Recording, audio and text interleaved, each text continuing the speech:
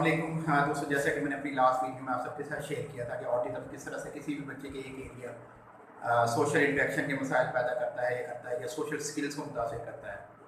आज जो मैं टॉपिक आपके साथ शेयर करने लगा हूँ वो है सेकंड वन, कम्युनिकेशन इम्पेयरमेंट्स या प्रॉब्लम जो भी है बच्चे अर्ली एज से लेके through out the life face करते हैं कर सकते हैं उसके बारे में।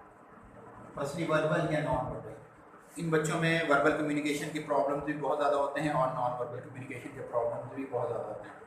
वर्बल कम्युनिकेशन में क्या है कि इन बच्चों की स्पीच या लैंग्वेज की जो अंडरस्टैंडिंग और स्किल्स हैं वो या तो डिले हो जाते हैं या बहुत देर बाद जाके डेवलप होते हैं, या हो सकता है वो पूरी लाइफ डेवलप ही ना हो पाए।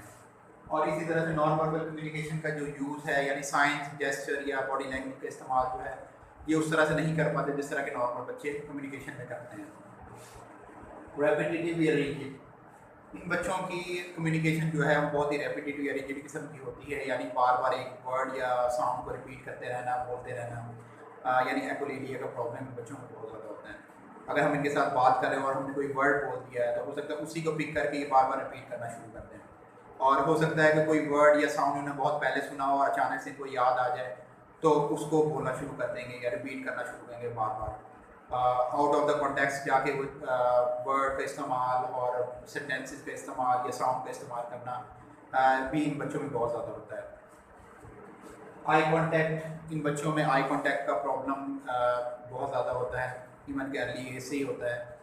और इवन के अपने नेम तक भी उस तरह से ये आई कांटेक्ट किसी के साथ नहीं कर पाते और जिससे कम्युनिकेशन मुतासर होती है इनकी। क्योंकि जब तक किसी भी चीज़ को हम देखेंगे नहीं तो उसके बारे में हम कोई व्यू नहीं दे सकते, अपने आइडियाज़ को एक्सप्रेस नहीं कर सकते।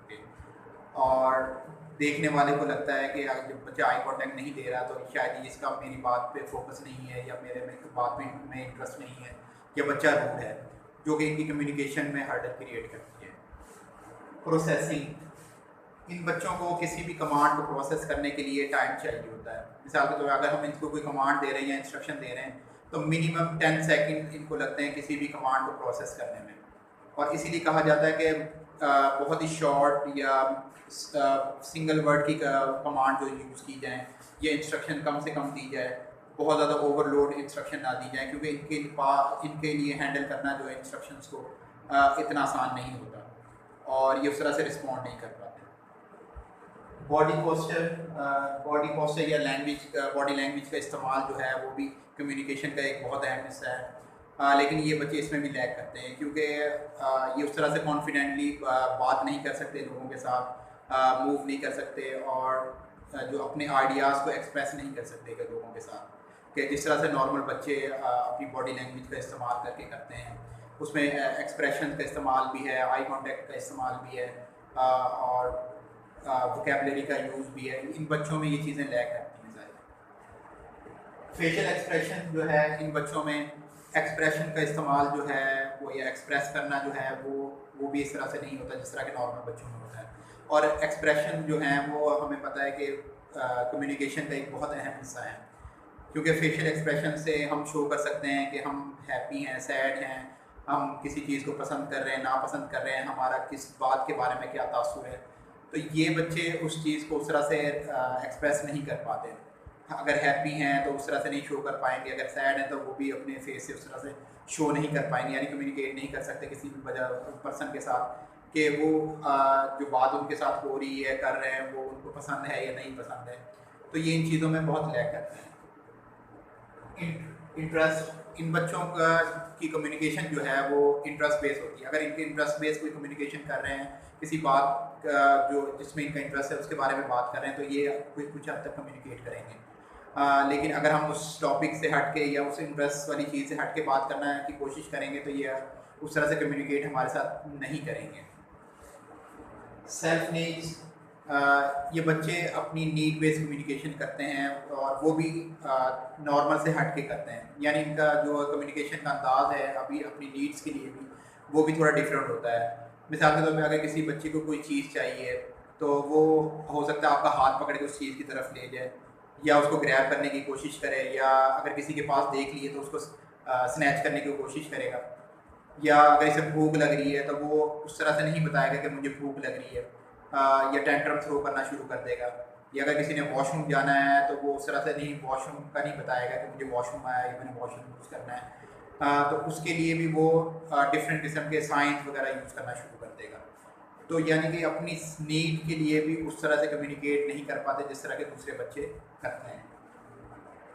इनिशिएशन, ये बच्चे जो है इनिशिएट नहीं कर सकते जिस तरह के दूसरे बच्चे करते हैं।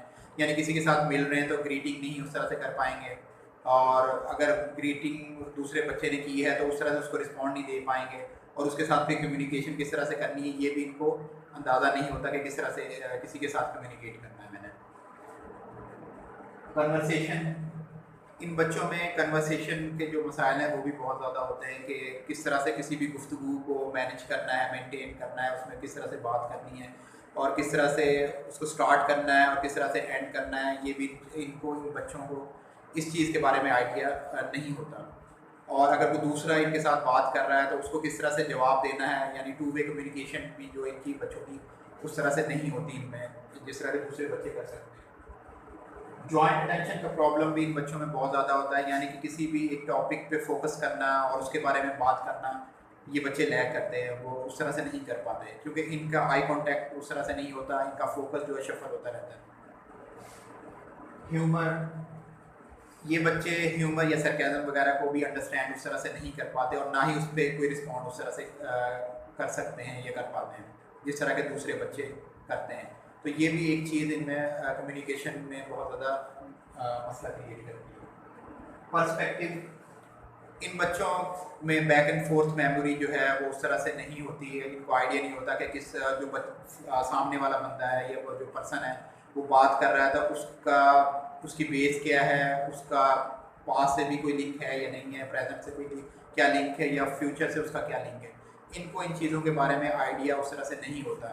इसीलिए ये कम्युनिकेशन में बहुत ज़्यादा लैग करते हैं और इनकी कम्युनिकेशन जो है उस तरह से डेवलप नहीं हो पाती। ये कुछ आइडियाज़ थे जो मैंने कम्युनिकेशन के बारे में आप लोगों के साथ शेयर किए हैं। अगर आपको पसंद आए तो ज़रूर मेरे चैनल को लाइक कीजिएगा और सब्सक्राइब कीजिएगा। इंशाल्लाह नेक्स्ट वीडियो में आप सबके साथ मैं जो थर्ड पॉइंट है यानी कि रेपिटेटिव बिहेवियर जो है उनके बारे में चीज़ें शेयर करूँगा इंशाल्लाह। तब तक के लिए अल्लाह हाफ़िज़।